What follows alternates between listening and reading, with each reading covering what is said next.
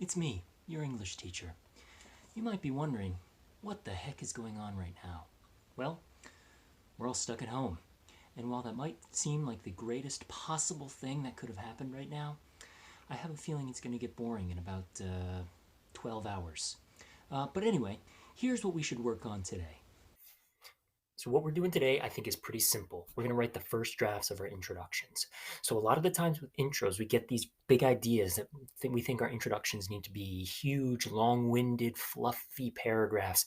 No, keep it simple. So you need to do three things in your introduction. First, give the reader any background information they need. If you're writing about wealth or class or love, and if you're using these words in specific ways, you might need to define them for your audience. So when you say love, are you talking about love between two people romantically? Are you talking about love within a society? How are you defining love? That might be useful.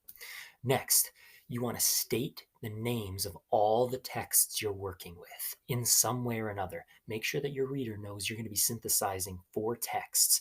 It could be one long sentence where you mention all these texts, or it could be four separate sentences where you're listing them all one by one. But we have to get the names of the texts in there in the first paragraph. Once you've done those two things, hit them with your thesis. That's all there is to it. You do not need more than that. Let's take a look at an example.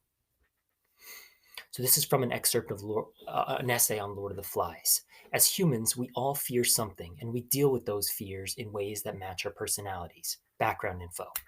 In Lord of the Flies, William Golding shows the fears of Jack, Ralph, and Piggy, and chooses specific ways for each to deal with his fears. State the text. Lastly, our thesis. Therefore, each of the three boys reacts to fear in his own unique way. That is it. Now, of course, for your paper, the sentence where you mention the text is going to be much longer because you're using four texts instead of one. Again, break it up into multiple sentences if you need to. But that is all there is to an intro. Here are the things we want to avoid. Number one, do not hit me with the throughout history line. That is garbage. I do not need to see it. You weren't there from the beginning of history, so don't talk like you were. Two, don't define an obvious word. I know I said early on you might need to define a word depending on how you are using it, but if you're not using a word in a unique way, you do not need to define it. For example, I should not see in your essay, wealth is defined as an abundance of valuable possessions or money. Thank you. Thanks for that. Third, you do not want to give strong claims without any background information. For example, you don't want to say something like the song shows how love is eternal. What song? If you don't name the texts, we don't know what you're talking about. So before you do any analysis, you got to state the names of the texts. And last, do not polish a turd. I can see through when you're trying to be extra frou-frou with your words. Just be as simple as possible. Don't try to make nonsense sound meaningful. For example, love has the power to fill people with incredible, powerful emotions. Right.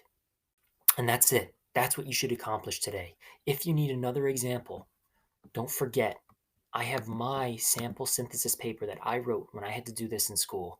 It's on slide 7. Yes, the language is tough, but I follow the exact same formula that I'm giving you guys today.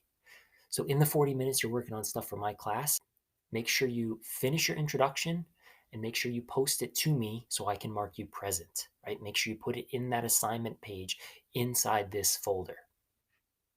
All right? Okay. Email me if you have any questions. Reach out to me on Schoology. Send me a notification if you need me. I'm yours. All right. I'll see you.